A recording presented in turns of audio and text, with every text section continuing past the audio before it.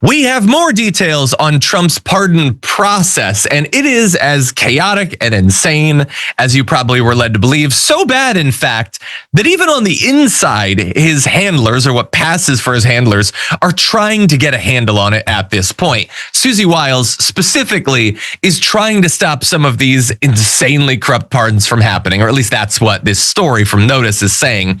So she's apparently been trying to limit how much Donald Trump actually sees Alice Marie Johnson, who is his pardon czar, basically the person that he sends out to arrange massive transfers of funds to him in exchange for pardons. They say it a different way, but that's basically what's happening.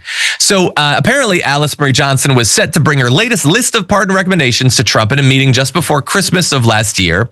But the meeting between the president and Johnson was canceled, joining a list of several planned meetings with people in charge of presenting pardons that were ultimately pulled off of Trump's schedule in late 2025. And of course, Susie Wiles is the person that manages his schedule.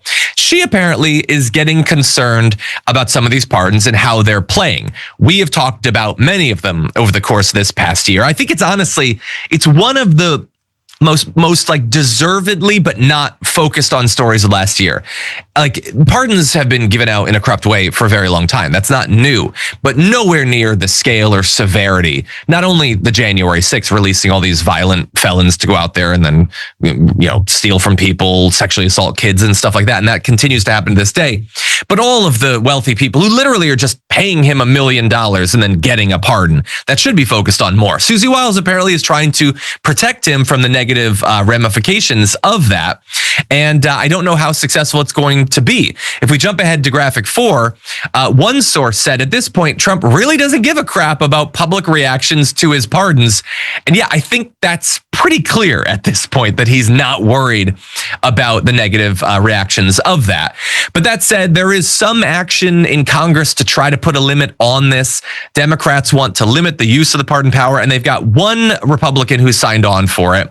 That is apparently Don Bacon, is a co-sponsor of the Pardon Integrity Act that would create a process whereby 20 House members and 5 senators could force a vote on nullifying a presidential pardon, which would then require a 2/3 majority in both chambers, which is admittedly a very high bar to pass.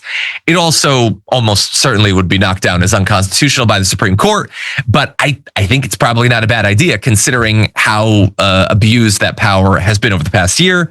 But that said, Yaz, what do you make of this?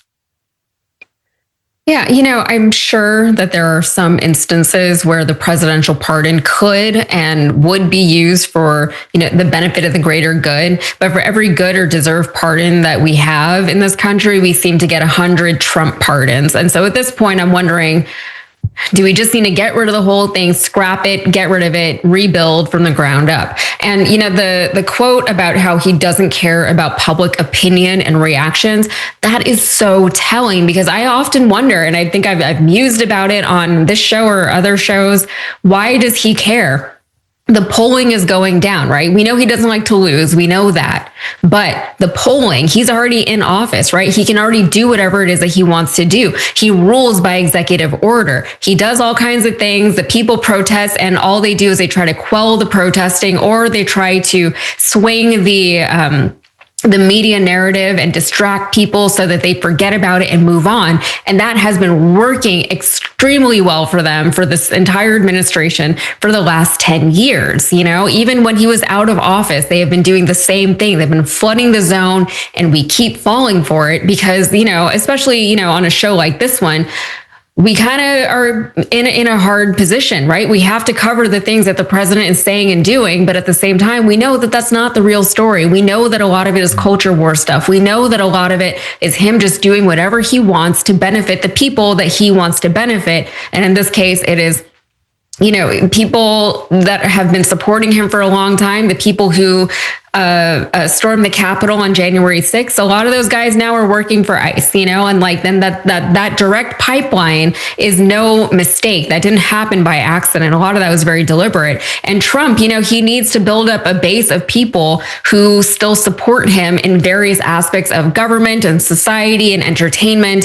And a lot of those people, unfortunately, who still support him have records against them or have been imprisoned or something. So he has to pardon them. People like George Santos, gave him a presidential pardon because he needs people in his corner, defending him publicly. And that's what we're seeing here. And even for the people within the Trump administration who acknowledge that this is not a good look, Trump, realistically, he's not looking at a third term. He's not going to run for a third term. I don't think he's going to, however it happens, I don't foresee him making it to even trying to run for a third term, right? So even if that happens, people are saying, he's going to tank the Republican Party in the meantime. All these things that he's doing, even if he doesn't directly benefit from it, the Republican Party that he represents is not going to benefit from it. He didn't care about any of that, right? All he wants is his money.